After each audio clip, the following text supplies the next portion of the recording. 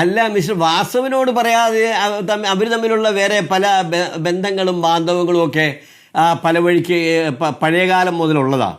അത് അവരുടെ പണ്ടൊക്കെയുള്ള രണ്ടു കൂട്ടരുടെയും ബിസിനസ് സംബന്ധിച്ചിട്ടായിട്ടൊക്കെയുള്ള നല്ല സൗഹൃദങ്ങളും ബന്ധങ്ങളും ഉള്ളതാണ്. അതുകൊണ്ട് മിസ്റ്റർ വാസവനെ ഞാൻ കണക്കാക്കുന്നില്ല. അദ്ദേഹം ഇതും ഇതിലപ്പുറവും പറയാനായിട്ട് ബാധ്യതയുണ്ടെന്നാണ് ഞാൻ മനസ്സിലാക്കുന്നത്. അത്രമാത്രം ബന്ധങ്ങളുണ്ട് അദ്ദേഹവുമായിട്ട്. അതുകൊണ്ട് അത് കണക്കാക്കണ്ട.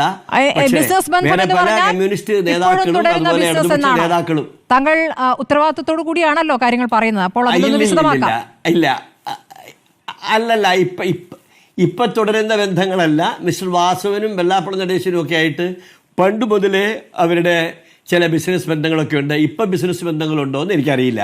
അത്ര നല്ല സൗഹൃദമാണെന്ന് എനിക്കറിയാം. അതിൻ്റെ അടിസ്ഥാനം ഇതാണെന്നാണ് ഞാൻ മനസ്സിലാക്കുന്നത്. ഐ എം നോട്ട്, അതുകൊണ്ട് ഇപ്പോഴത്തെ ബന്ധങ്ങളെ കുറിച്ചിട്ട് എനിക്കറിയില്ല. ഏതായാലും ഇപ്പോൾ സംഭവിക്കുന്നത് കുറേ ആളുകളെങ്കിലും നേതാക്കന്മാരെങ്കിലും ഇതൊക്കെ തിരിച്ചറിഞ്ഞു വരുന്നുണ്ട് എന്നുള്ളത് സന്തോഷമാണ്.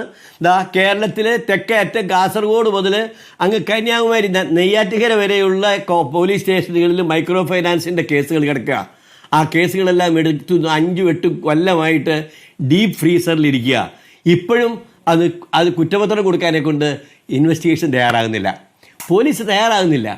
എത്ര കോടതികൾ പറഞ്ഞാലും, ഞാനിപ്പോൾ പറഞ്ഞല്ലോ, ഇപ്പോൾ 1 മാസത്തിനകം കുറ്റപത്രം കൊടുത്തോളാം എന്ന് പറഞ്ഞ് ഹൈക്കോടതിയിൽ പറഞ്ഞിട്ട് പോയ സൂപ്രണ്ടന്റ് ഓഫ് പോലീസ് ഇതുവരെ കൊടുത്തിട്ടില്ല. ഇൻവെസ്റ്റിഗേഷൻ എല്ലാം തീർന്നിരിക്കുന്നതാണ്. ഇതാണ് അദ്ദേഹം ചെയ്തുകൊണ്ടിരിക്കുന്ന കുളിപ്പിച്ച് കുഞ്ഞില്ലാണ്ടാകുന്ന അവസ്ഥയിൽ ഈ സംഘടനയെ എത്തിച്ചിരിക്കുന്നു എന്ന് ഞാൻ പറഞ്ഞത്. അക്ഷരാർത്ഥത്തിൽ ഈ സംഘടനയുടെ അകത്ത് നടക്കുന്ന കാര്യങ്ങളെ കുറിച്ച് ബോധ്യമുള്ളവർക്ക് മനസ്സിലാവും. ശരി.